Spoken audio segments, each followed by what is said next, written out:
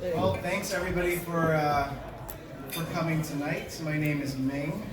I forgot my name tag. I got in trouble. I usually have a nicer name tag. I write like a child. It says Ming. Thank you for coming out tonight. We're super excited to have a special guest, Erwin, joining us from all the way from Hamilton, Oakville. I was going to say Hamilton, but that's not to come spend the evening here. Thank you, Thank you. Let's walk through. Thanks. This is our agenda for the evening. Basically, we're going to have a bit of a walk through what's happening in the rental market here in the city. I think a lot of people will be interested in seeing at a more micro level what we're seeing happening in the market.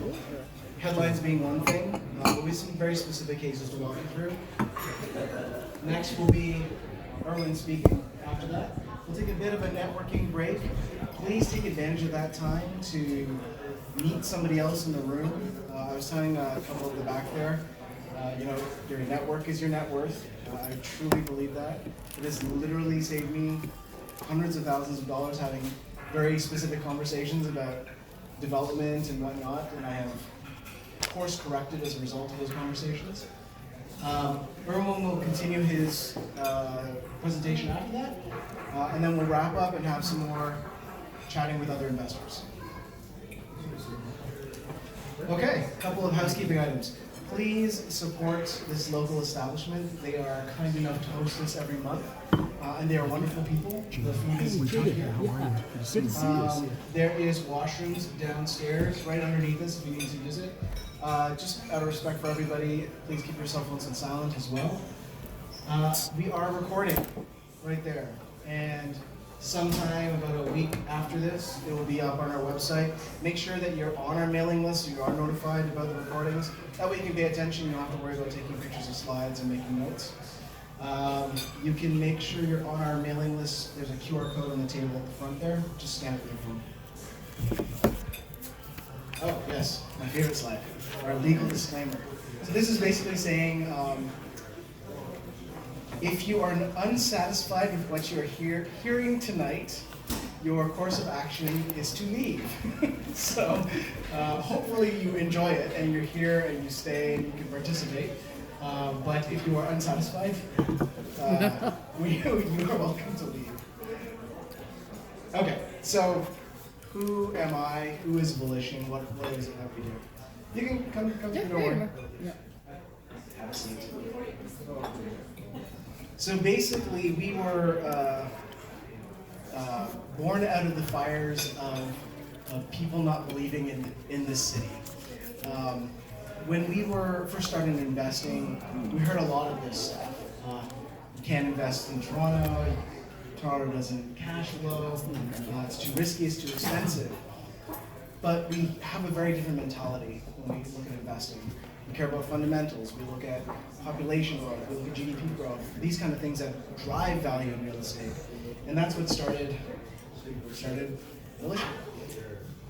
We have been relatively successful as a result of this slightly contrarian mindset. It's got us a bunch of awards and features, and Erwin invited us to his podcast, which has become very successful. Congratulations. And have invested a whole bunch for our clients in the process. So what are we exactly? Like, if you wanted to work with us, how does it work? So there's really four parts of the business. The first part is advisory. This is what sets us apart from some agent who's going to tell you to go buy a condo, right? We sit there and we look at your financial goals, we look at your risks, where are you coming from, and we help devise a plan to meet your financial goals through real estate. Saying to the couple in the back, one of my biggest pet peeves is when people are like, oh, this is the best investment. That doesn't mean anything, right? What is your risk tolerance? Are you looking for an active investment where you're managing, a rebuild or rehab? Do you have a skill set you can bring to this to add, give yourself an advantage over somebody else, right? Is money coming through a corporation? Is coming offshore? All these kind of questions need to be answered. We do that through advisory to figure out what your real estate investment plans are. Next thing is realty. That's the team I lead. Basically, we then take your plans that have been created in advisory and we start executing on them. So this is, maybe it's looking at a multifamily, maybe it's house hacking, whatever it is, it's that street by street expertise. I always like to joke, if you don't know the difference between Hyde Park and Moss Park, don't invest in the city, right? Like, it should be really clear, street by street, where you're investing, what the neighborhoods are. Oftentimes, even turnkey properties in the city need some sort of renovation, some sort of rehab. We help with that. We have advisory services. You want to take a 100-year-old home in Little Italy and add a laneway or garden suite to the back and build a triplex or fourplex in the front. We can help advise you through that process because it's non-trivial. I'm very happy with the changes that the City of Toronto has made to make fourplexes more accessible, but it's just a very small change to make it slightly easier. You still have building code to go through. You still have to make sure you're hitting fire separation. You still have to make sure that you have 45 plus 45 meters to fire hydrant. All these technical requirements still remain because it's still life safety. We have a little less city red tape to deal with, but we can help. We can help with that. And the last thing, and the part I'm most proud of, is our community. So that's people in this room, people on our chat group, investors helping each other. And when you work with us, you get to be a part of that. This is the team. You'll recognize a couple of faces in the room. And a lot of companies have a goal or saying that encapsulates what they do. This is really us. The home buying and investing process is a maze. It's very complicated. There are a lot of things that can go wrong. We were just working with a client today who had bought a house, not through us, where they thought they could build a laneway home. It was misrepresented by the seller on the other side. They're kind of stuck now with a $1.4 million home that they can't build a laneway suite on, right? If he had used us, we would have gone through our due diligence and no. But we try to be that eraser. We try to blast through confusion and guide you along the way. In case we've missed any of our clients who are in the room, please let us know. You should be on that chat. If you're not, our process is broken a little bit, and we'll get you on there. Okay, handing it over to Chris and Wilson to do the thing I'll start with. I gave them the heads up. Starting with Chris, to give us an update on the rental market and what's been happening in the city. Great. Nice to see everyone here today. I just want to acknowledge just how happy I am to see so many of you in person. Obviously, a lot has changed since last year. Rents gone up. I'm sure a lot of you have heard about that.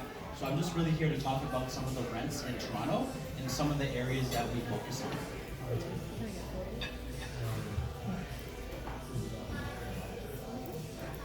So just in terms of just rents in the market, WO2, Dover, Wallace, Emerson, kind of the big areas that we focus on in the West End. As you can see, one-bedroom units have gone up substantially. Since last year, obviously interest rates have shot up a lot since about March or April of last year. Same with the lockdown kind of reopening things. I think end of March, kind of the last lockdown kind of finished. A lot more people coming back into the city. A lot of people work from home, kind of maybe starting to go back to work from the office. I know a few friends myself, RBC 3 days a week as of last month. So a lot more people kind of coming back to the market for renting. So yeah, just wanted to show you some stats on the screen here. The one-bedroom units in the Leslieville, Riverside area as well, almost 18% increase from last year over year. So as you can see, pretty significant rent increases just in about a 12-month period of time. Speaking of more the condo market, One bedroom condos actually have gone up 15%. Two bedrooms about just a shade under 10%. So it's just extremely competitive. We're going to speak a little bit more about some of the recent leases that we leased up for our clients that just have been wild with multiple offers on a lease. Very little days on market. It's just been very exciting as an investor to be kind of leasing up your units recently. And I'm just going to get Wilson to chat more about some of our case studies of the leases that we've leased up recently. No, just Wilson. So I'll cover the one on the left here. It's a 3-bed, 2-bath in Regent Park. You'd think that a 3-bed is harder to rent than a 2-bed, but just to give you some context, this one we were listing and we had comps in March, and in March we were going to list at $3,600 a month, and then but by the time we listed it, it went for $3,850. Well, that's below market rent. A unit above us, exact same layout, same floor plan, rent for $3,900. So, in short, Toronto still has a housing supply shortage, so a lot of renters out there. The other two are Chris's, so I'll hand it back over to Chris. Thanks, Wilson. So just in context, we put this on the market early May. Nothing special about this condo. 2-bed, 2-bath, older building, kind of dated to be honest with you. A lot of the finishes inside, but like within 3 days, we had 46 showings on our rental, and people were giving like 6 months up front, like 200-300 extra over asking. Like it was insane, and our client just eventually picked someone that they really preferred in terms of the tenant profile they liked. But just to give you a compare and contrast, August of 2021, 2,400 for the same unit in the same building. Fast forward 2 years, that's like $700 more, and that's like a 30% increase. So that's just kind of a bit of what's going on in the rental market with the condos. Just with the middle one, more of the multifamily units there. This is in the Upper Beaches, so actually that's my property, but we ended up leasing it in about 14 days with 3 offers and about a dozen showings for about $2,220 excluding utilities. So with utilities, probably $150 extra, about $2,350 and change for a 1-bedroom unit. Again, it's modern, it's nicely renovated, but just kind of dictating just how the rents have gone up substantially in basically 12 months. So just definitely a great time if you're looking to renovate some of your older units. If you have a tenant turning over, perfect time to maybe get it to highest and best use, achieve those high market rents, and if you're trying to refinance, all those good things, really good time. So any questions about the rental market? Yes. It is above ground, main floor. I would say basements for like if I go back here, so for like the basements in the like W02 range, I would say they're going between like 2,000 to 2,400 for like a nicer renovated 1-bedroom, like bigger 1-bedroom, but like 2 bedrooms, maybe even 25, 26 for a nice basement unit with good 8-foot ceiling heights. Same with like East End too. Sure. Any other questions about? I think we have a pretty. Sorry. Yes. What's the main characteristic that people ask when they're looking for? Repeat the question. Yeah, repeat. Sorry, say again. We will both. Characteristic that people look when they're leasing and they're like, oh, I'm taking this place versus this place. Okay. Like, what are those things that people and you notice people are looking for?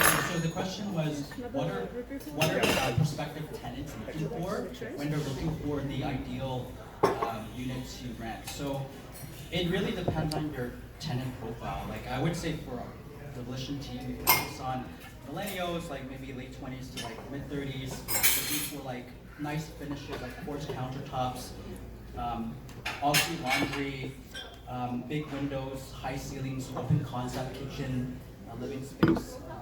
those are sort of the things that they're looking for. Those are pretty typical. Perfect. Yeah. Thank you so much. No problem. All right, any other question? I think we're kind of running behind time, so I'll turn it back to Ming to continue the show. Thank you, Chris. A couple of things I wanted to just call out here is this slide. We've got like 13%, 17%. In particular, these are in the investable neighborhoods that we talk about a lot. Right? These are East York neighborhoods. But if you've been following Volition for a while, we just don't invest in Toronto. We actually invest in a small subset of Toronto. This is very localized data, and this is outperforming the other areas of the city. Right? On average, year over year, we're looking at about closer to 10%. So you can see we're exceeding that right now. The other thing is, I believe the owner of the unit finished condo was actually offered more, another $100, $150 a month, but she turned it down because she felt like she was adding to the housing prices. She's like, I feel bad. That's enough. It's good enough. I think they offered like 200 more. 200 more. Yeah. So like that's actually. I have no problem. How altruistic of her. Yes. Question, that middle one, did it have like parking available? Parking and locker. Parking lot. The Yes. middle, I think Sorry, the beaches? Parking? Yeah, there's just parking. Parking. There was parking. What about the square footage for each one? How big's your unit? Probably 650? 650. The condo's what, like 850? Yeah. And Region Park's big. 950, yeah. So these are bigger units. That's actually something, as Chris was rattling off the things that people are looking for, size matters, guys. You actually want a bigger unit. One of the reasons we like multifamilies is because you can get a unit within that multifamily that's bigger than a typical condo of the same rents, right? A lot of people are working from home, right? So it's not just about having a place to sleep, a place to, watch TV. They need workspaces as well now. So square footage is actually quite important. The Volition way. it's Matt. This is Matt. I was like, I don't know that slide. So Ming was very disappointed when he learned that size mattered.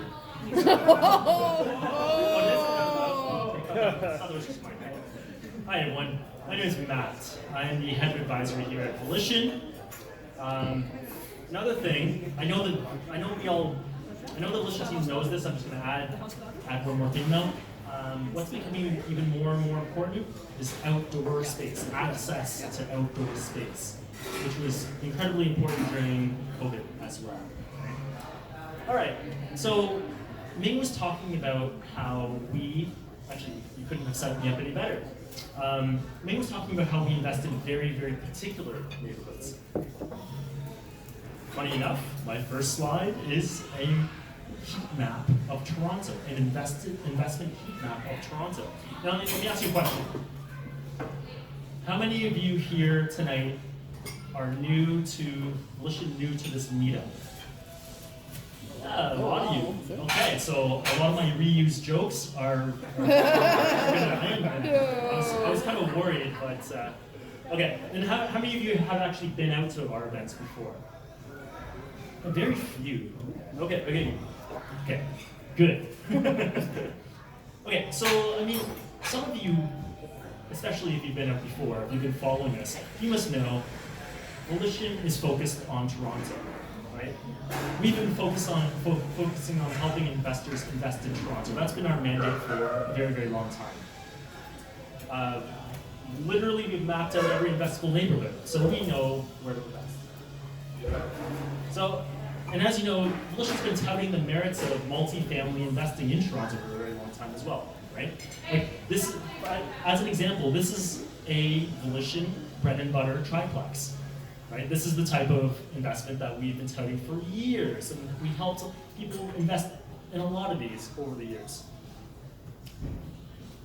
So the question is this best? Funny enough, Ming was saying, if someone tells you it's the best investment, what the hell does that mean? Is this the best investment? What is actually the best investment? isn't the best investment the one that cash flows the most? Isn't that the best investment? It's funny, I had an advisory call with a client just before I got here, and she was telling me that she got turned on to this whole real estate investing concept because she just finished reading Rich Dad Poor Dad, right? Maybe a lot of you have. And that whole concept of, what is it, a bathtub? Is it a bathtub or It's a sink? bucket. It's a bucket with a faucet. You want multiple faucets? You want in it, multiple faucets with. You want to plug all the holes. You want to plug all the expenses. holes, and then the drains are your expenses, and everything left over is cash flow. So the name of the game is cash flow, right? That's what's gonna get me to where I want to go. That's gonna help me retire. And so, obviously, a lot of people think, oh, something that's cash flows $500 is better than $300, right? I'm smarter than everyone else. I found a $500 cash flowing property when everyone else is finding $300 cash flowing properties. Here's the reality. The reality is the most cash flowing property is not necessarily the best cash flowing property. Actually is not necessarily the best property. Why? It's not about maximum cash flow. This seems counterintuitive, I know. It's not about maximum cash flow, it's about maximum risk mitigation. Now this concept might seem foreign to you, but we work with a lot of high net worth individuals, right? Like if you invest in Toronto, typically, a bit higher the socioeconomic demographic, higher net worth individuals are investing in Toronto. We work with a lot of directors, senior directors, VPs, C-suite execs, partners or senior partners at consulting firms or accounting firms or law firms, right? They get this a little bit more than most. They understand this a little bit more, so that you don't get something for nothing. Let me repeat that, you don't get something for nothing. So as a result, if you're getting maximum cash flow, you need to understand why you're getting maximum cash flow. And often that means because you get maximum cash flow, you don't get something for nothing. So they understand the concept of risk and reward. The higher the reward, the higher the risk. The higher the risk, the higher the reward. So the trick is actually finding, the hard part is not making money in real estate or finding something that has ROI. The trick is finding a good combination of ROI, oh, wrong slide. The trick is finding something that actually has the right combination of ROI, risk-adjusted ROI, and headache-adjusted ROI. So it's a combination of risk-adjusted ROI, ROI, risk-adjusted ROI, and headache-adjusted ROI. Risk mitigation is actually built into our DNA here at Volition. And I think this probably comes from my engineering days. So I was educated as an engineer, and when you're educated as an engineer, and you're building a bridge, that bridge damn well can't fall, right? So this is what we were taught. And so I think we brought that into real estate investing. And so that whole concept of a factor of safety, for example, you build that risk mitigation in your engineering models, and we build it into our investment models as well. And as a result, what we've done is we've actually decoded and distilled it down to what are actually the risk factors in real estate. And it really boils down to these 4 things. We use an acronym called TIME, and then we have some fun with it. Is it the right time to invest in real estate, for example? But let's dive a little deeper into this acronym. T, time. T, tenants, tenant risk. Bar none, tenants are the biggest risk to your business. The biggest risk to your business. Why? It's a result of our landlord-tenant laws here in Ontario, right? And if you don't know what I'm talking about, go do some research. You'll see all these horror stories of professional tenants and everything else, right? So as a result, at Volition, what we do is we cater to what we consider to be the best tenant profile. That would be professional millennial or Gen Z, university educated, 2 to 5 years at school, making 60 to 80K, working at a big firm downtown Toronto. That's the best tenant profile. Why? They pay their rent, they take care of the place, and they're transient. That's very important because if street rents are going up at 10%, 12%, 15%, we usually only model at 3%, by the way. But if street rents are going up that much, The Ontario government only allows you to raise rents 1.2%, 1.8%. You're gonna have a hard time executing on your business model to scale your business through, for example, refinance, equity takeout, go buy another property, just as an example, right? Number 2, investment model risk. If you're investing in the wrong business model, that adds risk to your business. I was talking to people over there, you know, that could be condos, pre-construction condos, it could be, right? It could be, you know, flips. And if you're not doing your due diligence, investing in the right business model, you're shooting yourselves in the foot. So the investment business model is very important as well. Market risk, that's the one everyone knows. Everyone thinks about this. Oh, is there a bubble? Oh, interest rates, this, and you know. The reality is, the market and the market risk, and is there a bubble, and are prices too high, or all that stuff, that is actually not as much a determinant of success in your real estate business as you might think. Most people think it is. Most people go, oh, I don't want to invest in Toronto, for example. It's so expensive. Price is what you pay, value is what you get. Price is what you pay, value is what you get. So buying a cheaper property doesn't necessarily reduce risk or mitigate risk. That's not how risk works. And anyway, the last one is estate risk, the actual property itself. So the actual property itself, you're not buying a good property, solid property, you don't know what you're getting yourself into, that adds risk to your business model as well. So the reason I talk about these things is because you want to understand how to scale over time and how to actually build true wealth in real estate. It's probably why most of you are here. Most people might not be thinking about risk. Most people won't be thinking about the things that we're talking about. And truth be told, talking about risk and economic fundamentals and other stuff is not very sexy. But the reality is those things are super, super important in order to allow this to happen. But what is this? This is, I'm not going to go through this in detail. I presented this like 100 times, 1,000 times in the past. But the idea here is what we call the volition multiplier effect. This is how you buy a property, and then over time, as it appreciates and grows in value, and the mortgage gets paid down little by little, in about 4 years at 5% growth, you'll have enough equity built in that property where you can do an equity takeout through a refinance, and you can go buy another like property. That happens in about 4 years at 5% growth. The Canadian average over the past 30 to 40 years has been about 5.4%. We're modeling 5, right? That's the Canadian average. Good markets and bad. The reality is Toronto has appreciated about 7% over that long term for condos, and Toronto freeholds has appreciated about 10% over that term. So it's much, much higher, but we just model 5%. But look what happens. I do an equity takeout, I go buy another like property. It takes about 4 years. At 10% growth, that time frame is not 4 years, it's about 2.5 years. But great, right? Year 4, I got 2 properties. Year 8, I got 4 properties. You keep on building, and then what this is demonstrating is how to get to massive cash flow.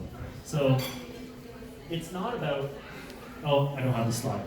Don't worry. It's not about instant gratification now, a couple $100s in cash flow. It's about the massive cash flow later. And you might not be able to see the numbers here, so don't worry too much. But what I'm demonstrating here is a model that will get you to $500,000 positive cash flow in about 18 years. That seems outlandish, I get it. And this is just a model. There's a lot that goes into this, financing notwithstanding, you need to qualify for those mortgages. But I want to illustrate to you the difference between instant gratification now and delayed gratification for later. So yes, cash flow might be a little bit lower, maybe cash flow neutral, but that's not a bad thing if you've mitigated risk and you've mitigated headache to allow this to happen. I can't scale risk. I can't scale headache. If I have too much risk or too much headache, I can't go buy another property. I can't keep on scaling that risk and scaling that headache because of bad tenants or whatever, right? So this is more strategic thinking, this is more sophisticated thinking. This is many steps beyond the whole rich dad, poor dad thing, right? Like, a little bit of cash flow. I got $500 cash flow. If my goal is $5,000 cash flow, I need to buy 10 of those properties, right? It's a little more sophisticated than that. So I just want to demonstrate this model to you. So the part that I forgot, I haven't got to yet, is this right here. So imagine you have a bunch of properties. the part that everyone talks about, the acquisition, growth. Hey, well, I got more properties. Oh, I got 10 properties. Oh, I got 12 properties. That's the sexy part. But actually, Volition wants to go a bit further. We want to help you map all your properties to your goals. That's the more important thing, not how many properties you have. So actually, what happens here between year 12 and year 18, maybe you don't buy anymore. What do? Maybe I just hold. Maybe I'm okay holding. How long do I hold for? According to this model, you hold for 6 years. If you hold for 6 years at 5% growth, you reach a magical point. That magical point is 50% loan to value. That means the value of mortgages is half of the value of all your properties. Why is that significant? I could sell off half, pay off the mortgage to the other half, and now I'm left with that massive cash flow. In this model, it started out cash flow neutral, $7,500 in rent, cash flow neutral. How it ends is $13,000 of rent with 3% rent growth over the course of about 18 years. Expenses I've inflated as well. Inflate them at 8% because inflation's higher. It doesn't really matter. The point is, I don't have any mortgage and I'm left with massive cash flow, right? To the tune of $10,000 to $11,000 per property times 4. Recently, basically throughout my entire real estate investing journey, I've been poor. Why? Because every time I have money, I put it back into real estate. I've always been poor, right? I drove secondhand cars. I've owned this shirt for how long? But recently, I divested a bunch of properties. I'm further on the right in this whole journey, right? So I divested a bunch of properties. I had money for the first time. Didn't know what to do with it. So a couple of our clients, I told you, we work with a lot of high net worth individuals. What we did was a couple of our clients were like, hey, why don't you talk to our private banker? I was like, what's a private banker? Yeah, our private wealth manager, private banker. I'm like, I don't even know what private wealth is, dude. And he's like, yeah, just have a chat with him. So I've onboarded with the private wealth now. And here's the thing. Financial products are available to higher net worth individuals and private wealth clients that are not available to the regular people off the street. I did not know that. And so, anyway, what I'm getting at is that there's a financial product that a lot of our clients now are using called structured notes. And what they are is fixed income products in the double digits, essentially giving you 10, 11, 12% returns, interest payments to you, essentially. So the reason that this is important is because for years, I've taught, hey, sell off half your properties, use the proceeds, pay off the mortgage to the other half. What we're actually teaching now, take the proceeds, still sell off half those properties, take those proceeds, put them into structured notes. That boosts cash flow from $500,000 to $900,000 in this model. It's substantial, right? Anyway, the point I'm getting at is that it's not about cash flow now, it's about cash flow later. It's not about the little instant gratification now, it's about the massive delayed gratification and the massive life-changing cash flow later. So I hope that lands for you guys. So yeah, I mean, we've helped lots of people invest in real estate, right? In Toronto, we've helped people invest in $250 million of real estate and help people build $100 million of wealth here in Toronto. But here's the reality. There's lots of people building wealth in a lot of areas outside Toronto as well. There's lots of people who do a lot of other markets as well. Toronto, as much as we touted the merits of Toronto for a very, very long time, other markets exist that exhibit a lot of the same characteristics as well. And that's where Erwin is. So, oh, by the way, how many of you guys actually found out of us because of Erwin and Erwin's podcast? Yeah, you guys wouldn't have known about us otherwise. But, okay, for those of you who don't know, Erwin runs a podcast, and I think it's called The Truth About Real Estate Investing for Canadians. Is that right? The lies about real estate. Anyway, it's this awesome podcast. We were honored, Nick and I were honored to be part of it. I think it's ranked, 81 in the world for business. Good job. And really, he's doing this entire community a huge service. We're all indebted to Erwin for the creation of this knowledge and the dissemination of this knowledge to a wide audience. Education is so, so important, and so Ming and I were honored to be part of that. And, but anyway, like I was saying, it's not about us tonight, it's about Erwin. And it's, as much as I'm up here, and I'm rattling away for how long, it is not about us here tonight. We talk about Toronto, we think Toronto's great, there's other places that are great too. And that's where Erwin comes in. Erwin has, should I just read this out? Might as well. Okay, let me read this Oh out. God. Okay. So please welcome Erwin. Erwin is the founder of iWin, and I didn't know until this instant that it was actually an acronym. He's the founder of iWin, great. He leads a team of veteran real estate coaches who teach real estate investors from the Toronto area to cash flow. The iWin team has been awarded Real Estate Agent of the Year to investors 4 years in a row. Top 40 under 40. That had to have been many years ago.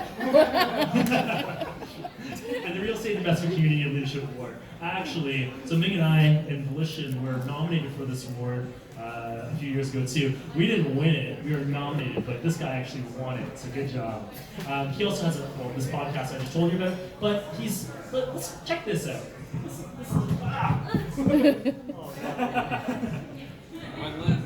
Oh, it went limp. He's the president of the Hamilton Basket Brigade. This guy's doing good stuff for a lot of people. This is a registered charity that has hand-delivered over 2,000 holiday dinners to date to the less fortunate in the Hamilton area for Easter, Christmas, and Thanksgiving. So without further ado, please welcome our guest of honor here tonight, Erwin.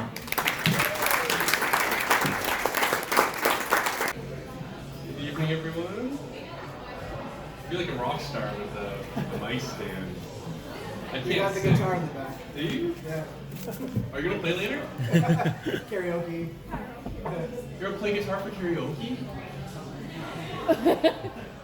This is the best events ever. But you guys invite me more often. All right, here we go. All right, stand up, truth, okay. Okay. Yeah. So to start off, again, the name of the podcast is Truth About Real Estate Investing. I started it because at the time, and it's even way worse now, was there's so many things that are being taught out there that do not work. I literally had a guest on my show who was in tears. He literally has done, he's gone through hell. He's had to declare bankruptcy personally and financial and in business. It was so bad that he had to move in with his in-laws. Him and his wife and kids. He had to move into his in-laws, and he owes them $200,000 that they'll never see again. Right? So real estate can be done. Real estate, in my experience, so I've been investing since 2005. I've been full-time in real estate since 2010. I've seen a lot. So some things that I find true is that you will get rich slowly in real estate, and it's pretty much all but guaranteed. In my experience, it's very easy to get to be really, really successful, but there is opportunity to screw it up because I've met these people, right? None among my clients. So, but yeah, that's why I said it's all but guaranteed. And that's the truth about real estate investing.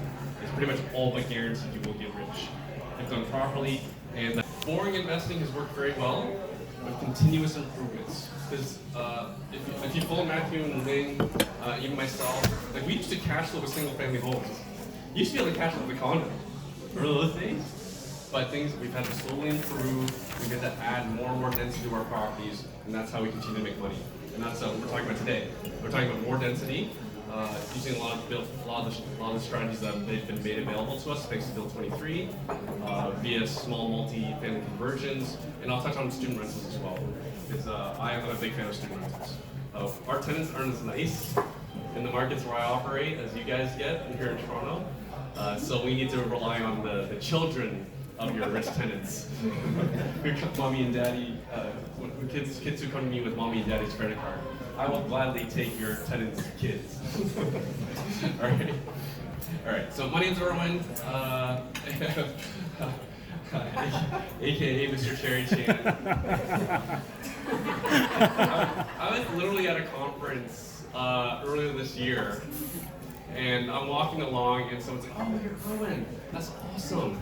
Oh my God, there's Cherry." It just runs right by me. So yes, yeah, aka Mr. Cherry Chan. For those who don't know, my wife is the more better known real estate influencer. She's the owner of Real Estate Tax Tips. Yeah, my wife's pretty successful. And yeah, you want to help a wall hack? If you can marry your accountant, that's a damn good one. Preferably an accountant who invests in real estate and understands bank financing. So we have an in-house CFO. And it's actually good for her too, because I don't even know where any of my money is. She knows where all of it is. So yeah, she basically gives me allowance. We call it allowance. What else? Oh yeah, so a loving husband, and I think overprotective dad is underselling it. I think I'm a hyper overprotective dad. So for example, I'm a fan of UFC. So for anyone who follows UFC, you know, like, what does every UFC fighter know how to do? Muay Thai, kickboxing, and Brazilian Jiu-Jitsu. Want to guess what my kids are in? Anyone want to guess? Right? And not only that, am I worried about their physical safety and their confidence as they become adults. I was afraid that they'd be poor. So I bought them each a house before they turned the age of 1. My daughter had her first house at the age of 3 months. My son, he's a boy, so he can take care of himself. He had to wait till 8 months to get his first house. Right? So yeah, I have a fear of heights and public speaking. Public speaking, for anyone who's a new real, who hasn't bought their first income property. Who hasn't bought their first income property? All right, of course you have. This kid's 21. Isn't that awesome? Imagine if you started learning all this. We got younger over there. I know. Yeah, So imagine learning this stuff at 21, and also, and I just want to say, like thank you to people like Matthew and Ming. Like, the opportunity to learn has never been greater, right? We're like, Jay and I were talking, like, the opportunity to learn has never been greater thanks to even places like YouTube and podcasts, right? And thanks to meetup.com, so you guys can all come together here. So yeah, so we're here to learn. We're here to learn. But my point is that anything you do for the first time, who are my parents? Who are my parents? Who are the parents here? Who has kids? About half the room, right? If you remember your first kid, it was really hard, right? Everything was like the end of the world. Kid got sick, oh my God, it's over. And then when you have the second kid, everything was so much easier. It's no different with investment property. You had your first property, your first income property. Oh my God, my tenant's leaving. You're gonna be vacant. You think it's the end of the world. And then you come to like your 5th property, right? Tenant's leaving, like, yay. I get to raise my rents, right? I get to go renovate it, make it nicer, add some value, put in something that will give me more rent, right? I'm like, yay, every time my tenant's gonna stay with me, right? Yes, it's number 81 podcast. Thanks to Jay that actually let me know. Anyway, so Jay actually is a big time podcast producer. So he's the one that actually, I don't track my stats because I'm always worried it's going to be negative. So Jay tracks these things because he's a podcast producer. So yeah, he was the one that let me know. Number 81 in all of iTunes across the entire world, which is absolutely insane that a podcast meant for Canadians got this much attention across the world in the business category. So I'm humbled and shocked. Anyway, so a bit about myself. Again, like I mentioned, I started investing in 2005. In 2010, I resigned from IBM after 7 years. I had a great career. I had a great job. I worked downtown Toronto, not too far from here. And I'm in like the original. I'm like, for my market, which was in Hamilton, I'm like the original investor specialist agent. Right, that was back in 2010. I belonged to Rockstar Real Estate. I have since then, and I've been paid. And that's I'm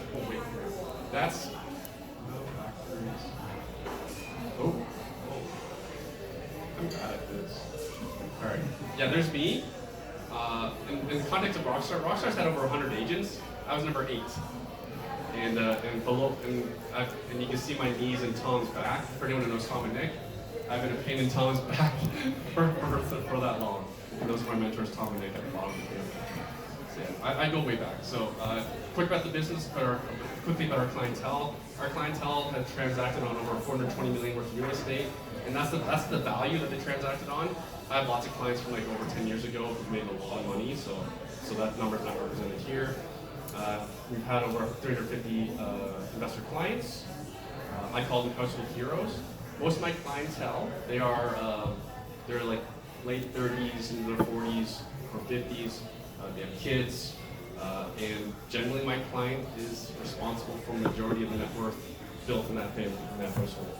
So I call my clients household heroes. And you can see I'm a huge geek around superheroes, which is why we hired Iron Man and Spider-Man for this client appreciation event. And within my clientele, we have about 45 self-made real estate investor millionaires. I was talking to one today whose net worth is now $4 million thanks to real estate investments. 10 properties, just started at the age of 27, something like that.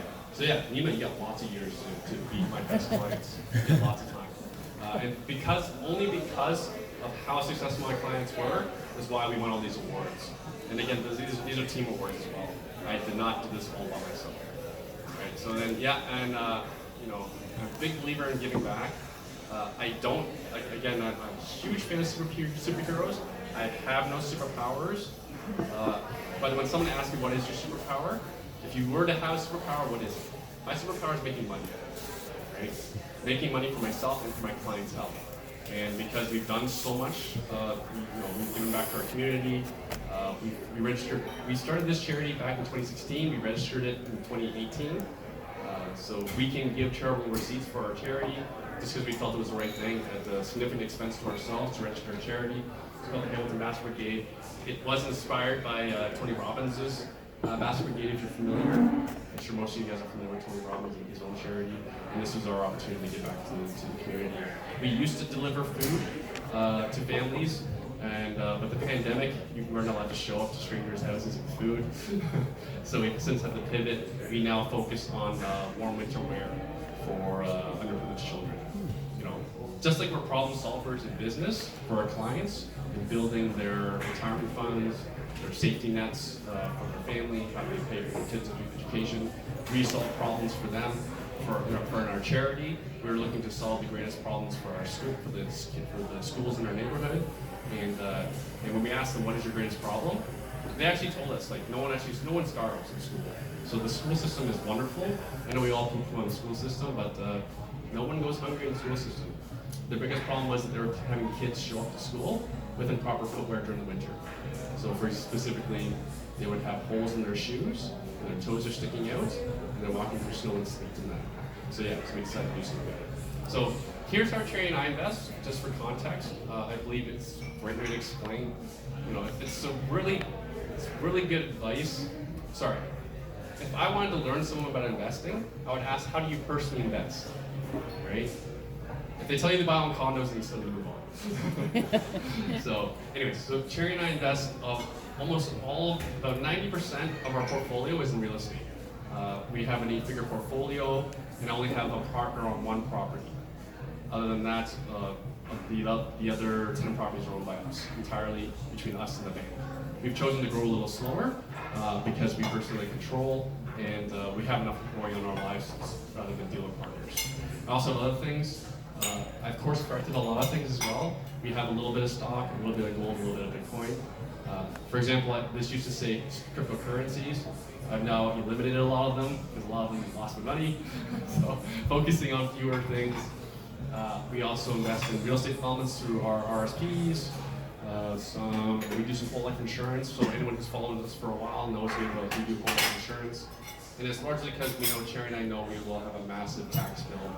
Well, understand, we have somewhere close to 8 million in mortgages owing. Right? I know you want to make someone uncomfortable, and Nemo, when you go to parties, you want to make someone uncomfortable, tell people how much you have owing in mortgages. Francesca, they ever moved for it. I owe $5 million. How's that for a pickup line?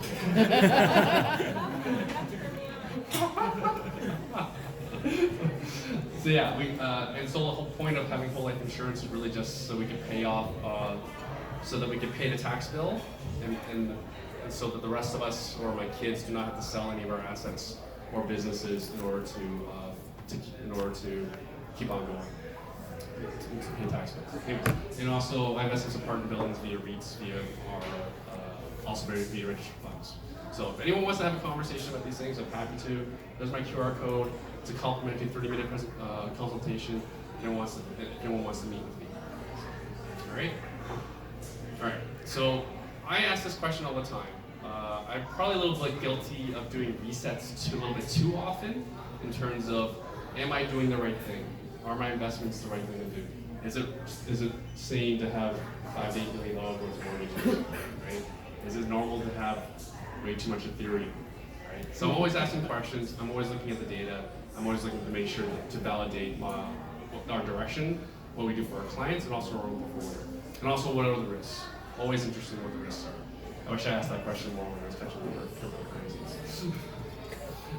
So here's some quick economic stuffs. I'm glad you didn't do any macro in your updates. Here's some. I think everyone knows inflation is a thing, right? So that top chart is looks at the value of $100.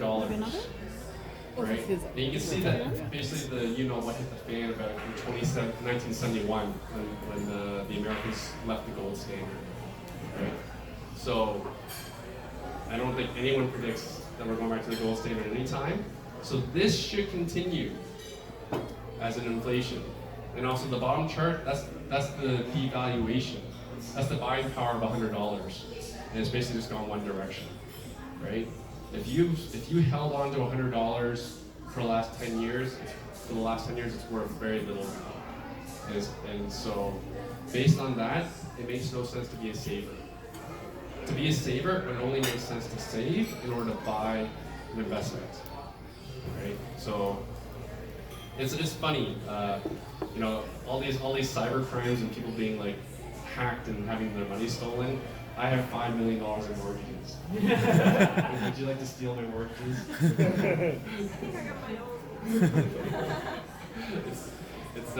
We don't like Matthew, we're poor.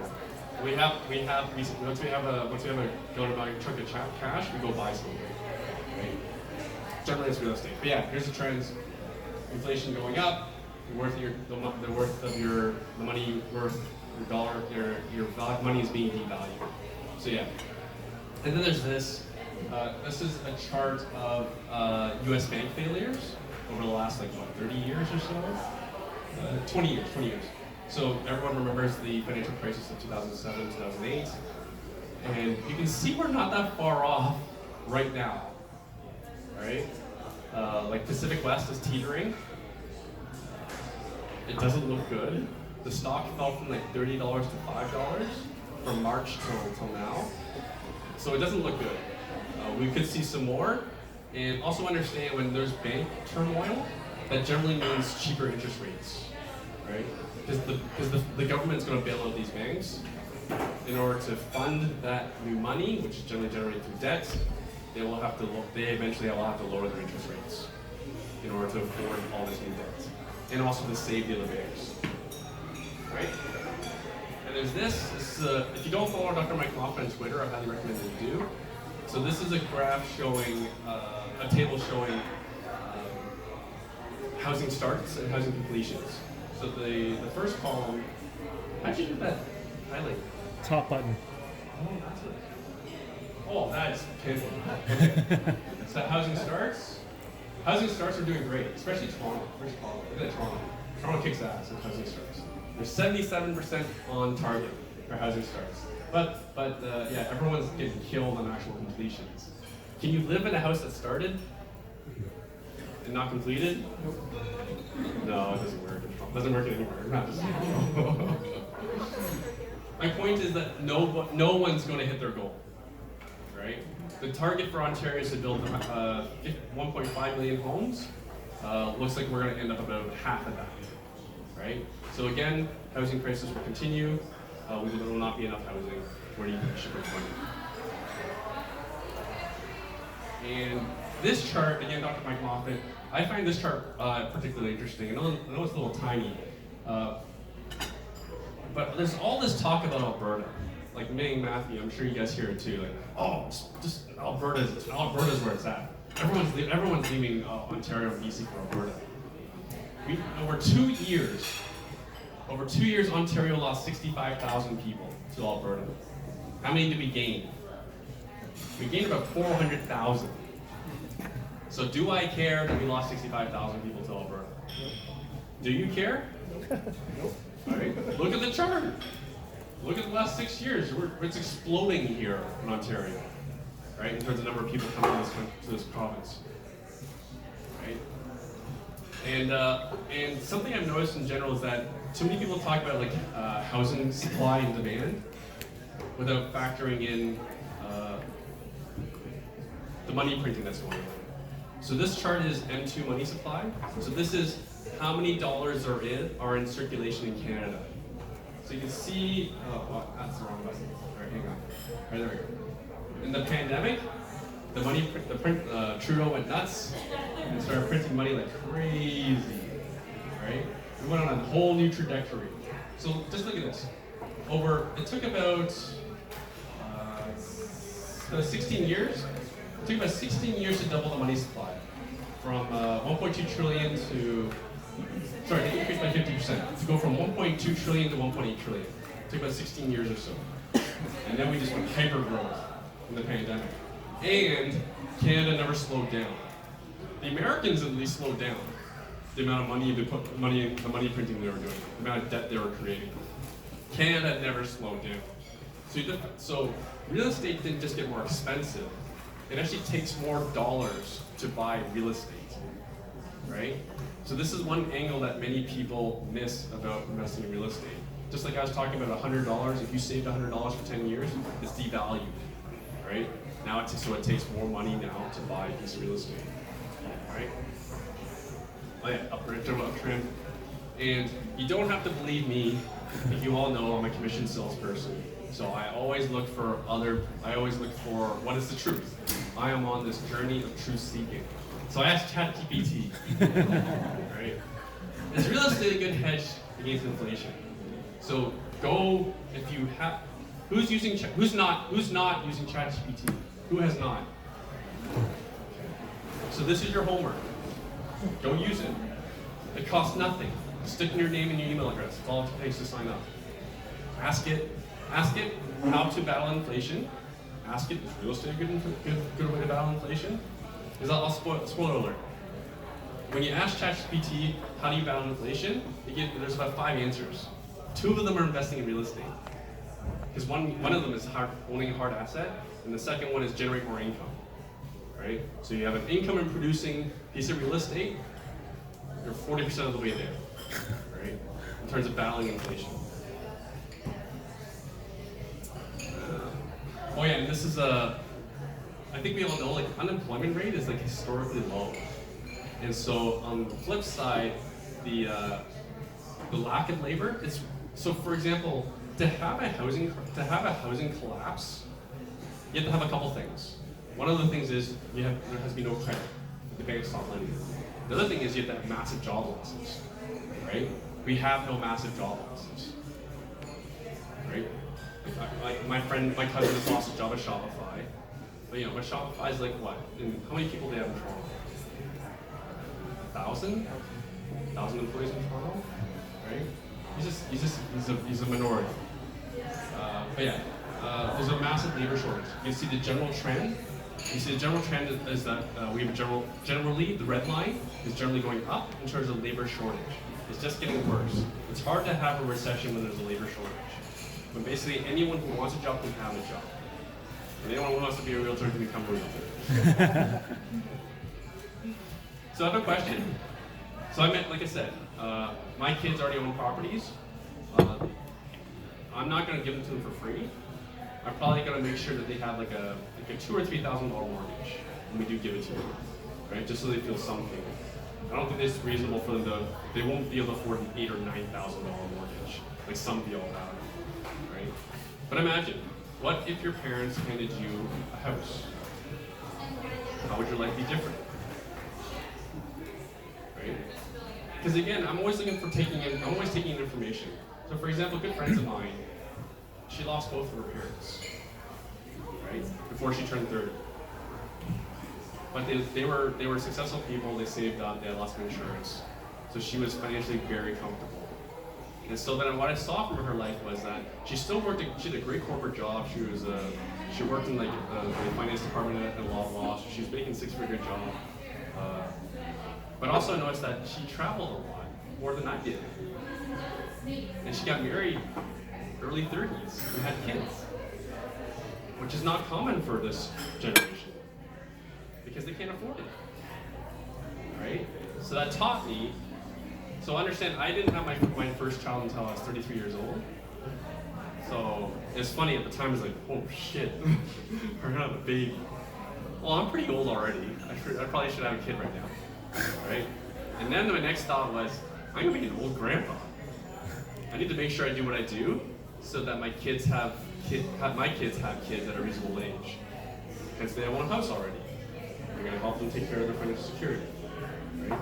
Because no one else is gonna do it. Then there's this one. Oh yeah, if anyone doesn't know, I think everyone knows. There's a humongous wealth gap between. Actually, there's a chart. There's a massive difference between the net worth of a homeowner versus a tenant. Right? Yeah, you guys are tenants. Good, sorry for you guys. Right? Tenants are in the light blue. Right? This is 2005. It's so small you can't even tell what their net worth is of the tenants compared to a homeowner. Homeowner well over $500,000, right? And then you look at 2019, the homeowner is worth somewhere close to 1.4 million, a homeowner, versus the net worth of a tenant just over 200,000, right? But then what if you want a couple properties, right? Because I don't see a better way to get ahead in life than owning real estate properties, ones that generate income. Right? So yeah, so this is what Nikki and Matt actually asked me to talk about. Like my opportunities outside of Toronto. But the point I was trying to get across is that I am, so I understand, I went to business school. So I am a business owner, I run businesses. So people call it investing in real estate. These are still businesses that, to me. So no different than any business. So you're opening up a store. Call it dry cleaner. Let's do something a little more complicated. Let's do a Costco. If you're Costco, where do you open up your store? Do you open up in a small town, or do you open it up in a big metropolis that has a growing population? Right. So I think I have the same considerations where I decide to invest my property, where I decide to buy investment property. So yeah, so we're gonna talk about treating this like a business, opportunities outside Toronto. There are places outside Toronto, and capitalizing on Bill 23 via small multi-unit conversions. All right, so quickly, Bill 23 is the More Homes Built Faster Act of last year. Thank you, Doug Ford. It's one of the good things I think he's done. And this is honestly one of the few good pieces of legislation I can think of in the last 10 years or so. Matthew, what other good pieces of legislation have we had in the last 10 years? Oh, Catherine Wynne and No, that was terrible. No, foreign buyers tax, no, stress tests, no. Okay, never mind. So yeah, like, has there been anything else that's been positive in the last 10 years? So the only positive piece of legislation in the last 10 years or so, as far as I can recall. So Matthew likes this one too. So yeah, fine print, yeah, basically. That's some legalese stuff, whatever. In general though, removing red tape around turning a single family home into a triplex, fourplex, for example. They're limiting a lot of the NIMBY powers in terms of being able to protest and appeal your development, right? And also a lot less development charges. That's a big one as well. Right. So let's start with in the east, Kingston, Ontario. So that's Coach Steve, who works on my team, and this is a house in Kingston. This was the deal that we did earlier this year, as you can tell by the snow. So here are the numbers for this property. So the purchase price of the house that we negotiated was $731, right? This is near Queens. Anyone here went to Queens University? 2. All right, 3. I had a lot of friends. Sorry? I partied at Queens. Partied. I had a lot of friends go there too. And we partied there too. Is it really party school? Oh. Really? They shut down the whole street. Literally. I thought they were really academic because they didn't let me in. I went to Western.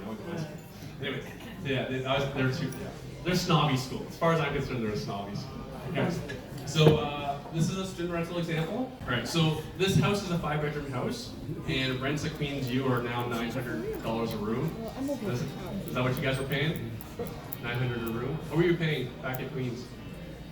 Do you remember? Party too hard? Don't remember. So the going rate right now for Queens is about $900 a room. So $4,500 for the house. Not bad, eh? Not bad, eh? Did I mention it has a garage? And here's my Toronto joke. So I went on Realtor.ca. I tried to find a property that was listed for rent for about $4,500. So I found this house here, which is not far from here. Do you know the street? Sumac? Yeah, it's not far from here, is it? So this house rents for $4,300. Something. What's a 3-bedroom, 2-bath semi go for? $2 mil? 1.8. 1.8? That's it. That's a steal. So yeah, so you can see my Kingston property is a considerably better rent to price ratio. But then I mentioned there's a garage. Here's always an overhead view. So that's the house that I showed you in the picture, and there's the garage. There's a better picture. There's a better front view of the garage. So it's an oversized 2-car garage. It's actually too big. The zoning does not allow us to go over like 950 square feet. So we actually have to leave one of the garage doors. We have to leave one of the garages as is. So let's complete the numbers now. So 731, like I said, rent for the house about 4,500, sorry. The garden suite, after a renovation of about 100, our clients are turning garages into apartments for about 120 grand these days. That'll rent for about $2,200. So it'll be a 950 square foot 2-bedroom apartment. We're probably under rented, right? I know now it's Kingston. I know you guys get way more money here in Toronto. But also the garage. The remaining garage you can probably get $200 for. So how's the numbers work out? The rent to price ratio. So the rent is now, I had to annualize it. Once I annualize it, I'm talking about $83,000 a year in rent, right?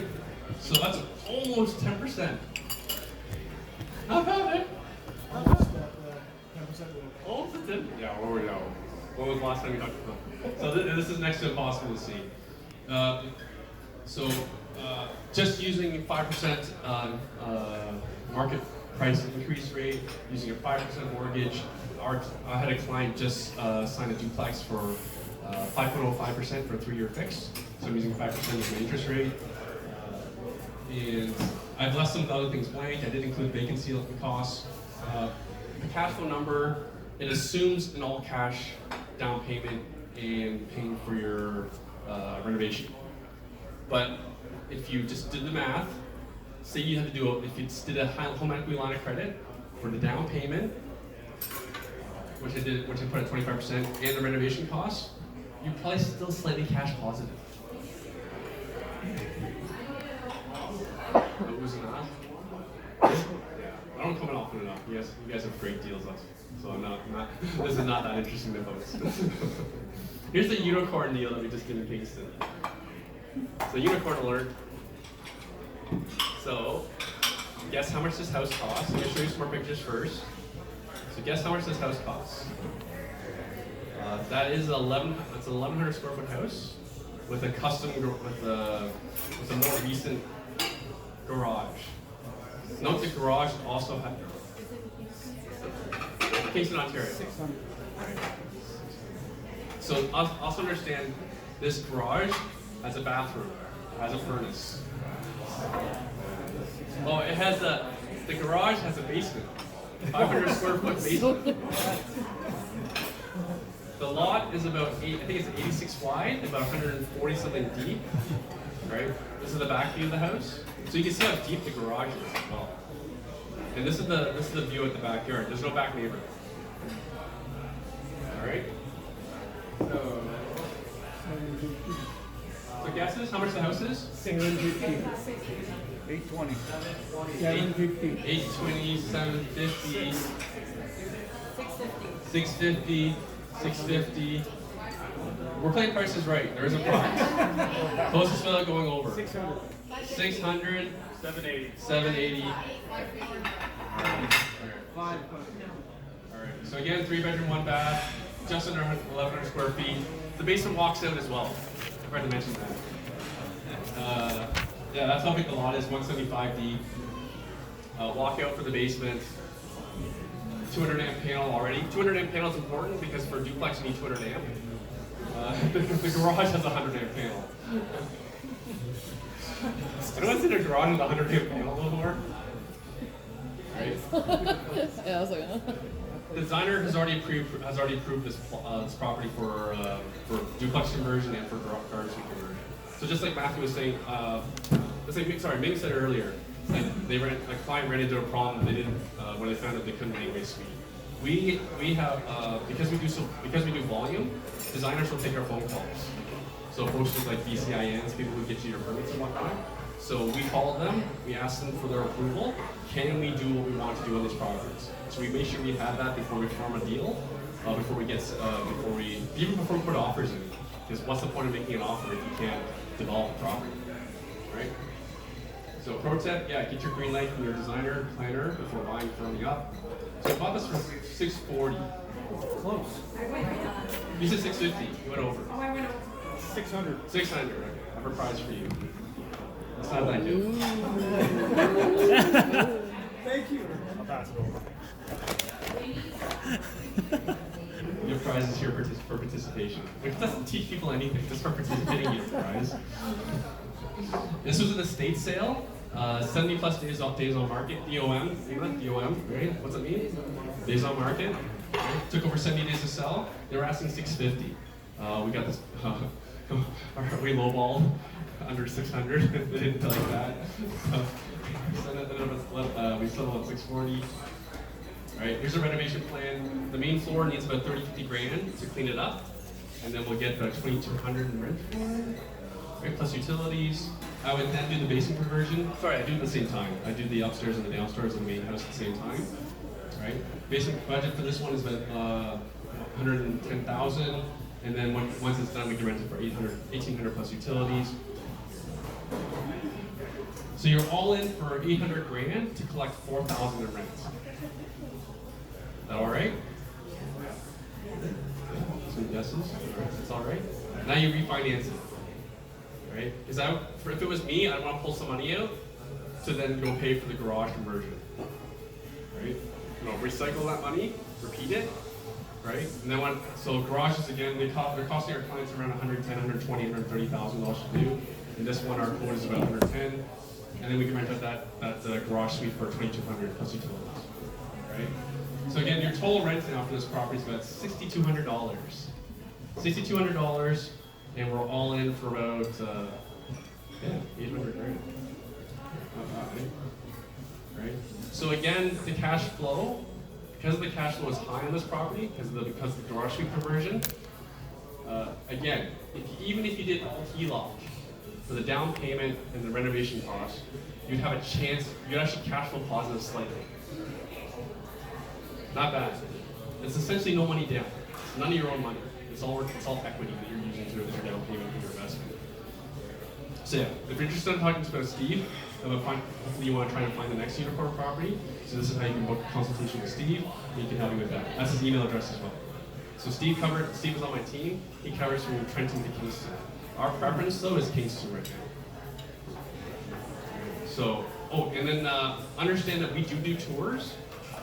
We have two more tours before we break for the summer. So we actually go inside. We actually take 30 people through properties just like the ones we discussed. Jay, how are the tours? Francesca, are the tours any good?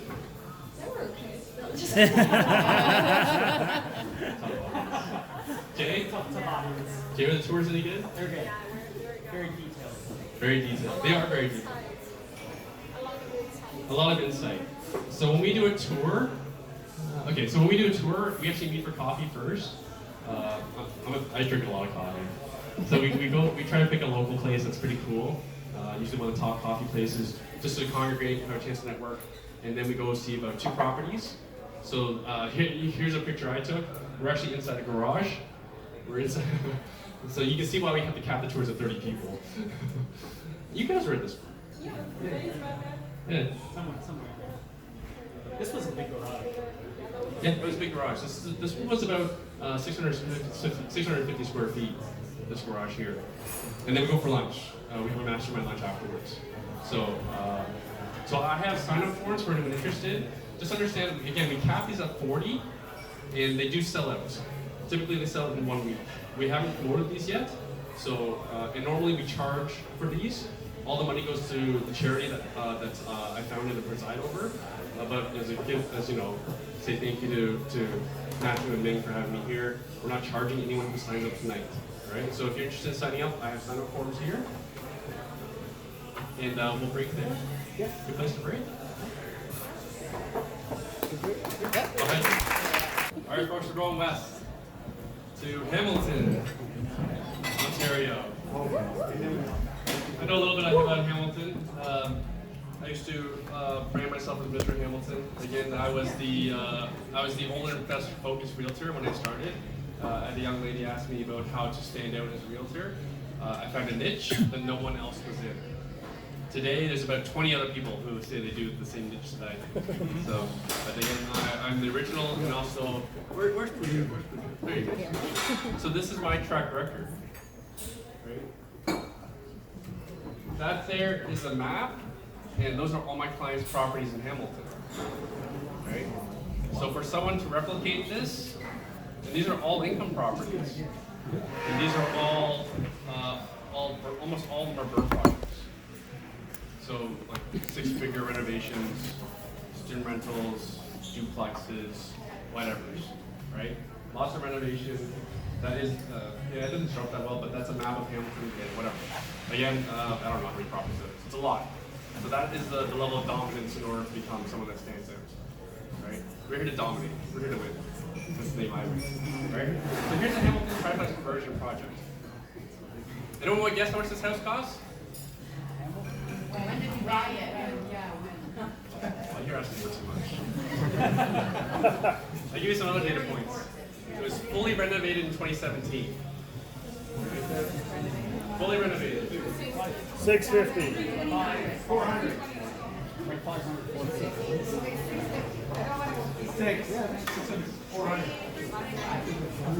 See this garage?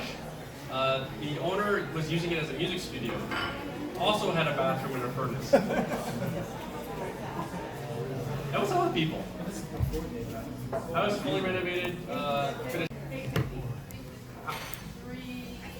3? This is Hamilton. This isn't. Who's that you think? This isn't Detroit. This isn't Florida. 575. 575. 590. 450. 610. Okay. So again, we offer tours of Hamilton.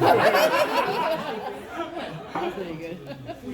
And when we do these tours, we hand out spreadsheets, just like the ones I was showing, and also the drawings as well. The drawings that are done by the designer in order to. The whole point of having designer plans done is so you can have, and also a statement. Well, they also come with a statement of work. What needs to be done to the property to meet the design and to meet the permit, and then you hand that document to your general contractor. Understand these are all people on my power team as well. So anyways, whoever said 300 something, you need to come on this tour. Oh, by the way, this is the nicest income property we ever bought. The nicest by far. Thank you to the downturn. So for people who are all upset about high interest rates, if it wasn't for high interest rates, we wouldn't be getting all these great deals right now, right? Like literally, just last week, a client of ours got a duplex for $665, brand new renovation. The seller paid $700,000 for it. Whoa. Put in over $100,000 into it for renovations. So the seller is taking a bath for close to $200,000, and my client gets a brand new, newly renovated duplex. Right? So that is what the market does. It shakes up the weak hands. So make sure you don't have a weak hand. Make sure you have expert advice. All right, what's this thing? Fully renovated 2017. Whoa, it was almost up to nail. This failed to sell for $989 in late 2022. They quickly relisted it for 190 grand less. Our sellers, the sellers had already moved, so they were very motivated. They've already bought another home. I think they moved out east, but again, they already bought another, so they've already moved. So they didn't want to be paying two mortgages. Our client got it for $825, and our client was really upset that they overpaid. I just want to say that when you said 2017, I thought you were talking about the price in 2017. Because I was in Hamilton looking for properties around that time. Sorry. That's why I guessed. There's the renovation was done in 2017. Oh, she gets a prize by default. So I actually don't even know who was the highest. 850. 850. Too high. Closest without going. Closest without going 20 on over. the last one. Closest. We're playing prices right. Closest without going over. Who is next highest? My daughter said 7. That's way low. That's not Did anyone beat a 12-year-old? Part of how many jokes? You're doing fine. All right, let's move on. Yeah, converted basement. So our client converted the basement. Oh yeah, so our clients literally nailed the bottom of the market. We knew it. Our client didn't. They thought they were being. So they converted the basement. I personally wouldn't have, because the house is already fully renovated. I'm not like just like Matt. I'm not super hungry on cash flow. I'd rather have some cash on the side for anything that would happen, or potentially just buy another property. So my clients just decided to convert the basement. Again, it was already renovated. I would have left it. I would have taken more rent on the house, and I would have just done the garage, and just converted to two-bedroom apartment. So the house total rent for the house is now $86,000. Our clients are in for about $1,065,000. That gets you to a ratio of about 8%, 8.1% of rent to price ratio. Also, the tenants were paying all the utilities on this property. At least that's what we're pushing. That's what we're pushing. Right? No additional parking needed. That's one of the nice things about Hamilton. Every city is different. On this conversion, so for example, if this was Oshawa, it would need 3 parking spots on the property. Because this is Hamilton, we don't have to do anything to the driveway, right? So that's why this is a business. I'm looking to optimize my return by not having to add parking. I probably save like 10 grand, and also a whole pain in the butt dealing with the city, right? I love parking. Just like Matthew was saying, I call it grief. I call it return on grief. Right? I have a threshold of grief I can accept, and my grief is not scalable. So again, I want to make money for little problems possible. So yeah, we literally, we may be touring this property. The fortunate thing about having such a nice property is this may be rented before we do our tour, but we're hoping to be able to do the tour in this property on June 24th. If not, we will be touring another similar style property, a garage suite conversion. Here's a little less expensive student rental opportunity that we just sold recently. So again, we dominate this market. We've done a lot of deals in St. Catharines and a lot of deals in Welland, Ontario. Both regular rentals and for student rentals. So my clients have probably done about 100 student rentals, and so there's not many people who've done that. So anyways, student rentals. One of the nicest things about student rentals is the rents are high compared to a duplex, right? And the renovation budgets are usually smaller as well. So that's nice. So again, it's all about returns, all about dollars and cents. Fair enough, a little bit small. So we recently, actually some fun facts about this property are, 10 years ago, I found this home builder. They're a big home builder. It's Mountain View Homes. They're pretty big. They're probably the biggest in the Niagara region. Anyways, they had trouble selling these homes, and like, well, I have no trouble selling these homes if you build them to this standard. So the standard I had them build was any mutual wall, any wall between bedrooms and ceilings. I had them do it with fire-rated drywall and noise-canceling, fire-retardant insulation. Rock salt, for those who are familiar. The basement windows, which are for bedrooms, they're egress size. So the windows are a little bit more than 2x2. right? So a human being can easily climb out of a window this size, but roughly 4 square feet, 4.1 square feet. So these were, and we actually changed the neighborhood. Our clients bought a lot of these, and then the builders sold even more of them to more investors. And it's just natural that people like newer homes with bigger bedrooms, bigger windows, bigger everything, and they're newer. So these homes are now about 9 years old, but these are turnkey. So for my newer investors who are cool with student rental, I recommend something like this. It's pretty close to turnkey. The only renovation you really need to do is probably some paint. Maybe replace a door, right? Anyways, here's the numbers. So we listed this for $7.99 on a Thursday. We sold it by Monday for $8.04. So the market is, for anyone who thinks the market's dead, the market's actually very active right now. Is this recent? Very recent. This is about 4 weeks ago. So again, I used about 5% appreciation ratings and 5% mortgage rates. If you do this properly, you should not have vacancy. That's my experience and my client's experience with university rentals. So this is rented to Brock University students. And yeah, so before property management and vacancy allowance, I even factored in some maintenance. You have a cash flow over $600. And then you have your returns between 26 and 32% a year of total ROI in your mortgage payment. So yeah, again, very accessible investment, very much turnkey. And especially in student rentals, you do want to try to limit your renovations as much as possible because neighbors hate student rentals and they will rat on you. Yeah, so there's those numbers. Yeah, again, numbers, a little bit of cash flow, really great ROI. Yeah, and like I said, we sold a lot of these. A lot of my clients own these, so we transformed it. Who knows St. Catharines? Who went to Brock? Anyone go to Brock? You went to Brock? I did, yes. So what's the party street? What's the party street in Brock? It's honestly been a while. It's been a while. You don't remember? The party was that good. Like 6 years, 8 years. So the party street in St. Catharines was Jacobson. I have 2 properties in Jacobson. So everyone in the city knows Jacobson because that's where all the raging parties were. That was where my properties are, Jacobson.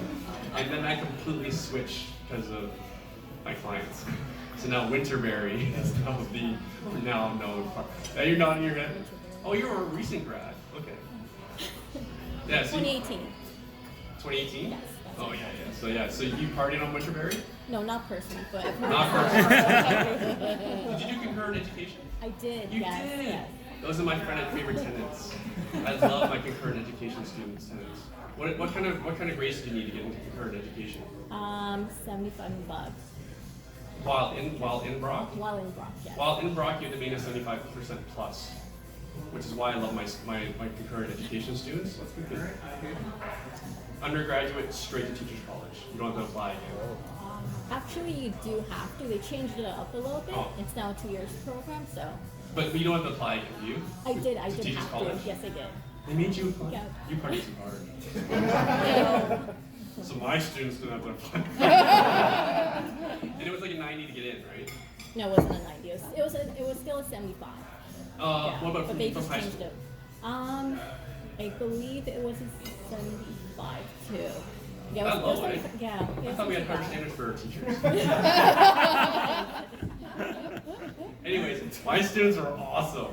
The house is so clean. Even my hose, if they coil it up in a circle, that's how they leave it. Like, I don't even do that at my house. My hose is all over the place.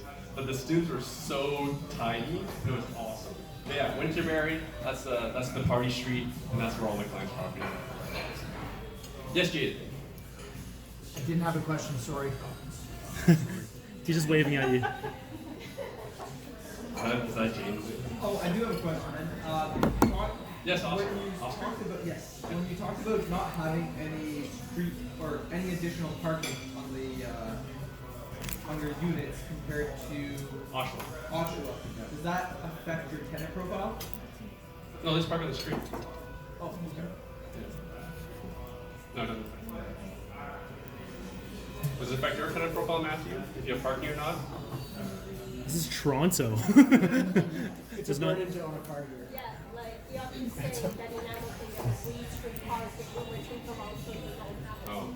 That's We have free street parking available. free There street you parking. go. Okay. Yes. That could have said Yeah, so if you're interested in pretty much Mississauga to Niagara Falls, Chris is on my team. His last name is Hook, hence I always call him the captain. He hates it. Yeah, so call him captain and some I said hi. So if you want to book a meeting, consultation specific to basically Hamilton, Brantford, Niagara Falls, Captain Chris. All right, here's a Kitchener. This is a really recent example. We sold this house about 2 weeks ago. We were all surprised. The duplex, it was a legal duplex already, and it's tenanted. The rents are old, so it rents for less than $3,000. Even though the house is gorgeous. So if you see that kitchen, like the house is just gorgeous, right? A central stove, island stove, and central range hood. And that's not. I don't have that in my house. Anyway, this is a rental property. Isn't that crazy? And then the kicker is the detached 2-car garage. So again, this is Kitchener. This house is basically we've already pre-approved it for a suite. And then so Tim. This is Tim's listing.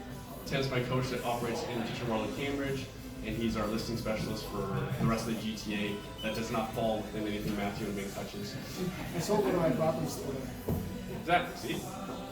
So Ming, you did okay? Yeah, this was like 5 years ago. I had properties in Waterloo. Oh, and also Matthew's my client as well. This is my case of evidence. Now we need you to buy Toronto. I sent you somebody to buy in Toronto. Alright, so again, here's how the numbers break down. This is Kitchener, folks. So Kitchener, Waterloo, Cambridge is very strong economically. You know, Google's head office is there, Manulife's head office is there. You know, they probably have the most head offices outside the GTA. Right? I think they have more head offices than Vancouver. Blackberry. Someone bought their campus, didn't they? I don't know. Someone bought Rock. Anyone know? Who bought Blackberry's campus? Someone must have bought it. University of Waterloo. I don't know. Yeah, it might be Waterloo. Anyways, yeah, so total rents for this house should be, if it was market rents, about $6,300 per month. You know, again, this assumes that the renovation is done with cash, down payment is done with cash. So again, you have a chance to probably do slightly negative if you had to do HELOC on it. All right. So in summary, Ming, Matthew, Volition, and I, if you can't tell, we're very much aligned in how we strategize and how we look at economics and economic fundamentals. As much as people say Alberta is great, hey, next time when someone tells you Alberta is great for investing, tell them, ask them the question. Can you name me someone who's made $1 million in real estate investing in Alberta? Right? Matthew, how many people can you name who's made $1 million or more investing in Toronto real estate? Right?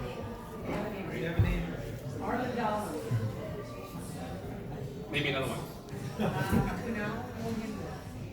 I don't know his books, so I don't know if it's true. Well, he is very well known in Alberta. I know many people are well known in Alberta. I know Greg Capster personally. He has a lot of commercial real estate that all got slaughtered.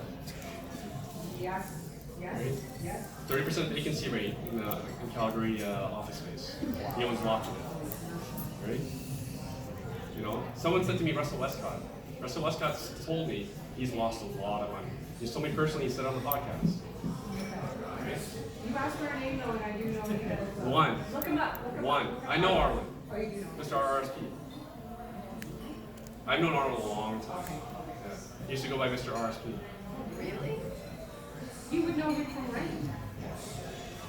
2008. You know, Don Campbell's probably made some money, but he got in at the right time. All the other people that got in on his advice, they all been slaughtered. Right? So, yeah. Do your own research. I'm lucky enough that I'm too lazy to get on a plane and invest in Alberta. I thank the Lord for that, because I was like, all these people were saying Edmonton. Okay, I'm going. I'm not going to fly. It cost me $600 and then a hotel room. How much is the cash flow after paying all that money? Right? Right? Yeah, because like how It wipes out all my cash flow. 2 months cash flow right there. Yeah. Right, so thank God I was lazy and did not go to buy the more power. Right? You know the funny thing? If people like Don and Russell Westcott invested in BC where they lived, they would have made way more money. It wouldn't be close. It'd probably be like 100x. Right? Russell lost money, so it'd be infinite more return. Right?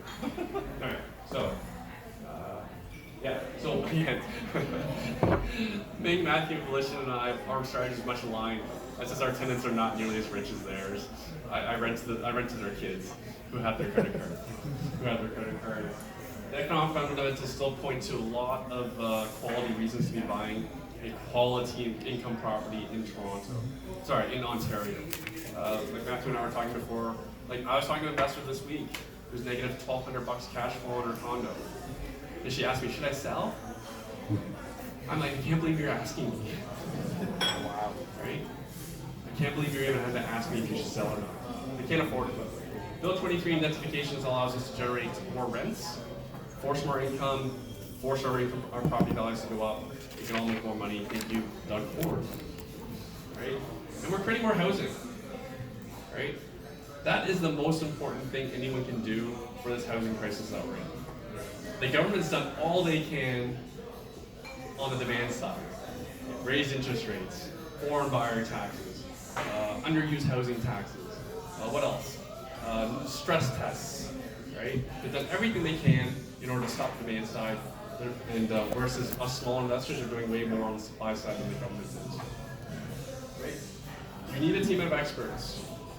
I was talking to someone. I speak to people all the time, and also understand, like, my podcast is almost 300 episodes. Each episode's an hour. I also have conversations where I'm not recording, and I hear other things. Another thing, also understand, a lot of people are not cash flowing. Right? A lot of people are not cash flowing, and that's part of their strategy, because they're re-leveraging their properties in order to buy more property, and that's how they're doing it. Right? So whenever you listen to anyone speak, listen for cash flow, and sometimes they're gonna hide it as well. Right? I had a guest on the show say that he's generating six-figure income from his Airbnbs. He meant gross income. Right? So don't believe anything you hear. Not everything. But again, our tours are capped again. We're touring the east and we're touring the west one more time before the summer. We're taking a break for the summer. Again, we charge $20 plus taxes and fees normally. That all goes to charity. For friends of Matthew and mine, we're doing it for free. Just sign up. Again, we meet for coffee. We tour 2 properties. It takes about 2 hours, and we meet for lunch. All right. So like Jaden, you asked for my QR code. That's my QR code under myself. I have like maybe 2 appointment slots for May. My coaches are not nearly as busy as I am. All right. So I'll take questions now. Yes, Pardo. When you mentioned a lot of the economic stuff, you talked about how much $100 was worth and inflation is here to stay. You also said that interest rates are going down. Did I hear you correctly say that? We're probably going to see one more increase. Okay, so that's going up. So, but did you? Well, that's one. Okay, so because that's what I see happening. But I thought you said interest rates were going down. Like at some point they might, but. I was talking about the bank crisis. So remember, everything's off the table if more banks go under. And that's also in the US. But generally we follow whatever the US does. So if there are like 3 more banks go under, do you really see the US Fed not doing anything? I don't know the US market that well. All I know is that the last time we went through this, there's a lot of things that have changed, so we shouldn't see as much, but... Shouldn't? I can't believe we already lost 3 banks. These yahoos do not really know what they're doing. No Canadian banks were lost. They should have hired Matthew because he actually cares about risk. Did I answer your question? Yeah, look, I hear a lot of real estate investors talking like they're dreaming. They're hoping that rates will fall. And then they're speculating they're going to fall by the end of the year. So there's a lot of people hoping and dreaming. And what I see is that's an opportunity to see some people having to list their properties. So, like the property you mentioned that someone renoed and got for $825, right? So, yeah, I see opportunities down the road. So part is asking if he's looking forward to opportunity if rates continue to go up. Oh, Mike is. Did I turn it off? Might have tapped it. Sure. Yep. Yep. Sorry. Part of saying that part of saying he thinks there'll be more opportunity if rates go up again. I agree, but it'll also like be short term. So was it last month? Yeah. Go ahead. So one of the things is understanding where rates are going doesn't have to be a crystal ball exercise. All of the major banks, all the major financial institutions post rate charts and their predictions for the next 2 years, month by month. And if you look at the consolidated predictions, all the major banks are looking at rate decreases starting kind of first to second quarter next year. They're all aligned. So, you know, it's not a, we don't take it as a crystal ball exercise. It is a bit for their chief economist, but that's why they're paid the millions of dollars a year to do it. So that's what I would encourage anybody to do is to check out the public rate charts. And it's going to be a little out of date, but was it last month? When did Hugo come out? Last month? Okay. Almost before. Before. Last month was our Street Smart tour. Oh, Yeah, last 2 month months. was our Street Smart tour. What month are we in? What is this? I've got two small March. kids. I March. don't sleep very much. March? Alzheimer's affects a lot of real estate. So in March, we had Hugo from Vine Group here. So Hugo, Vine Group is one of the most reputable and respected mortgage brokerages in Canada. And they're one of the best investor-focused mortgage brokers. There's a few out there. They're They did $2 billion in lending this year? They do $2 billion in lending annually, right? Anyway, one of the partners from Vine Group came here and he provided his outlook, but it wasn't just his outlook. It's educated through all the data, the chief economists, etc. And yes, so just to echo what Ming was saying, he's seeing the prediction through all the consolidated data is into Q1, Q2 next year, rates actually starting to fall. And it's not just rates starting to fall, it's the discount to prime actually increasing as well, right? So what we're seeing right now, if you go to get a variable rate mortgage, it's like prime less 0, right? Like it's very, the discount is very, very low. In some instances, it's prime plus, depending on your profile, investment property, et cetera, et cetera, et cetera. He's saying that we should start seeing at a certain point in time, into starting 2024, prime coming down, yes, but also the discount factor to prime to increase. I asked him how much. I was really, really prodding him. We record all of these meetups, so you can literally go back to the March, go up on our website, volitionprop.com, click on Mastermind Meetup. You can find March's meetup and you can actually watch that. You can listen to it, and he's saying that we might be getting back to eventually prime less 0.5. So prime comes down, the discount factor to prime also coming down, we should be in a much more advantageous position into 2024. That said, that was March. Things change weekly, so that data is a little out of date, but that's the guidance back in March.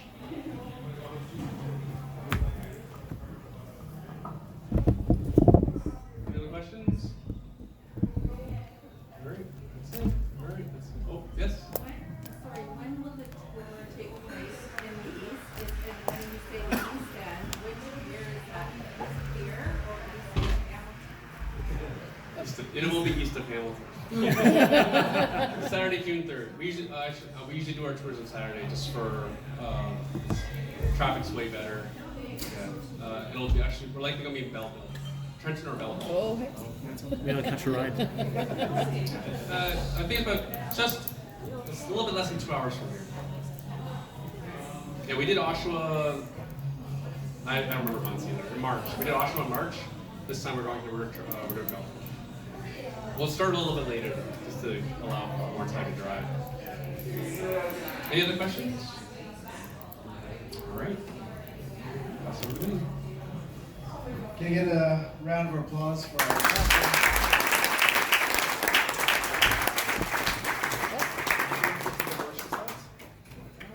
Oh yeah, switch back.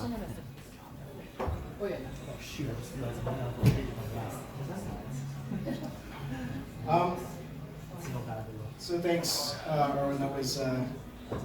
That was really good. Thanks for coming to macro stuff, because we don't do it as much anymore because we talk about it so often in the past that I think people get a little bit bored of hearing us talk about macroeconomics. But it was really good to hear. As Erwin said, we share a very similar philosophy to investing. We really want to help out the folks in this room here, whether it be, east or west of Toronto or Toronto itself. All the QR codes are up there. If you didn't get a chance to catch them, the slides will be posted on our website in a week's time. If you didn't get that, you can scan any of these codes. We'll direct you to the right folks. We also have an advisory session. It's run by Matt here. I highly suggest you take advantage of one of these sessions, be it with Erwin, be it with us. I was approached by a gentleman earlier today. He's got a complicated portfolio, trying to figure out how to move to the next level. This is really what an advisory session is for, because he was asking, what do I think? And I was like, well, for me to give you an effective answer, we need to understand what your properties are, how leveraged are you in each property, which are the money makers, run an analysis of where's the money coming from, is it coming from a corp, how's it being stored today. Based on all of that, we can start to figure out what next steps are. And that's what we do in advisory. And I'm sure Erwin's coaches are equally sophisticated. They're just executing in different areas. So take advantage of that. Schedule the advisory session. Our QR code is on the little stand over there that Chris is holding up, or you can speak to any one of us and we can help guide you to book that. Oops. Oh. Got some notes there. But basically, we also help execute on the agent side. One of the things that we should talk about here, because we don't talk about very much, we actually do normal real estate as well. It accounts for about 50% of our business. We have some of our own clients go, oh, I can have bought my son's condo with you? Yeah, we actually do that. And a lot of times it takes advantage of our investor knowledge, because we still want you, if you're buying a condo for personal use, for example, you're not going to live there forever potentially. You still want to be in an area of gentrification. You still want to have investment fundamentals lifting the value of your condo. You still want to be able to make sure that you're attracting the right tenant profiles in case you just have to rent it out one day. Or if you're just looking for a house to live in and you want to remodel the kitchen, our realty staff has pretty deep construction knowledge, so they can help identify, can I take out this wall, can I remove this, can I do that, and help you with estimates as to what that work will cost. Go back. Go back. Yeah. Primary residence plus. Oh yeah. So one thing we do a lot of too is people who are, I guess the cool kids call it house hacking. Really, this is taking their primary residence and making it more than an expense. Going back to that rich dad, poor dad analogy that Matt talks about, primary residence is just a luxury, right? It's just an expense. And a lot of our clients started out taking that major expense and making some money from it. Be it a condo, renting out one room and having a roommate, to living in a multifamily building and renting out units in there. Me, Matt, Flo, a bunch of us, Chris, have been doing house hacking for a very long time. My wife finally said a couple of years ago, no more tenants, no more liquid tenants, and we stopped doing that. But we all have direct experience with it, and we help a lot of our clients do that as well. So, last thing was, there was a note in there that I deleted because it wasn't finished. I forgot to finish all my slides. It was around the semi-private tour. Oh yes, we also do house tours, much like Mr. Hamilton and his team here. We run them smaller because it's very hard for us to find any property that's going to let so many people through. A lot of times they're tenanted, so we restrict ours to groups of 3 to 5. We run those monthly. If you're interested, speak with Wilson over in the corner there, the handsome gentleman in the denim shirt. Next one is Next one is this Friday. You're too late for that. I think it's full. But it will be the following month then. That's the QR code, and we always like to end it with our motivational dog. Because that's what we do. But we really do believe you can do it. We all started off with relatively humble beginnings. Everything we've done is bootstrapped. I know that I can speak for Erwin as well.